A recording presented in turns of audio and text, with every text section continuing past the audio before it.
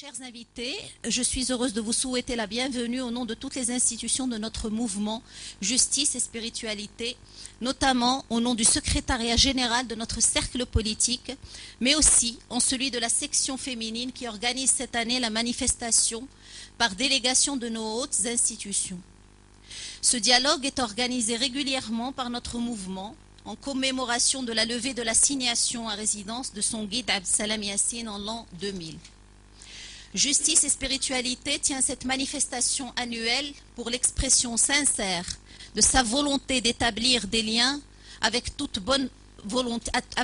volonté honnête, s'étant déclaré au service de notre peuple, asservi au nom de sa propre foi.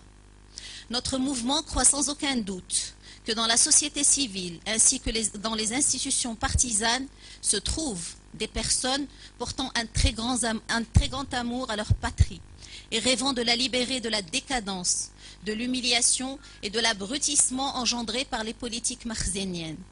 Notre appel au dialogue n'a d'autre but que d'essayer de sortir ensemble de l'ère où nos espoirs sont dispersés, nos bonnes intentions isolées et nos soucis fragmentés vers une ère où nous ramasserions nos efforts et les unirions pour un retour vers le sens profond.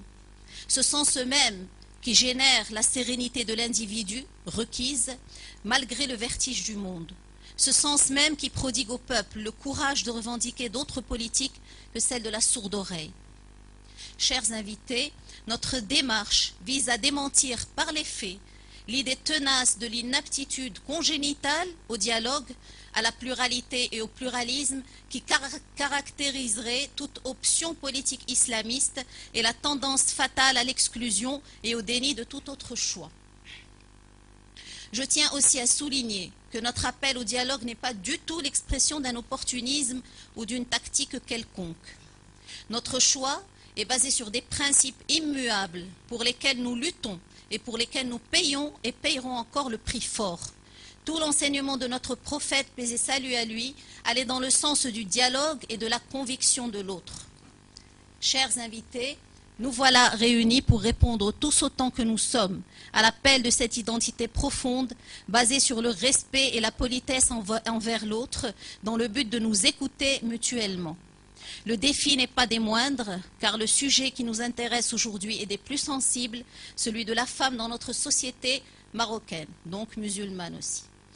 Tout notre espoir est de sortir de cette journée, sinon dans un accord harmonieux, il ne faut pas rêver, du moins avec la nette volonté de dépasser notre morbide tendance à nous contenter d'idées reçues, lesquelles ne sont bénéfiques que pour ceux qui soutiennent et entretiennent le principe qui veut qu'on règne mieux sur une société en éparpillant ses bonnes volontés. Merci de votre attention.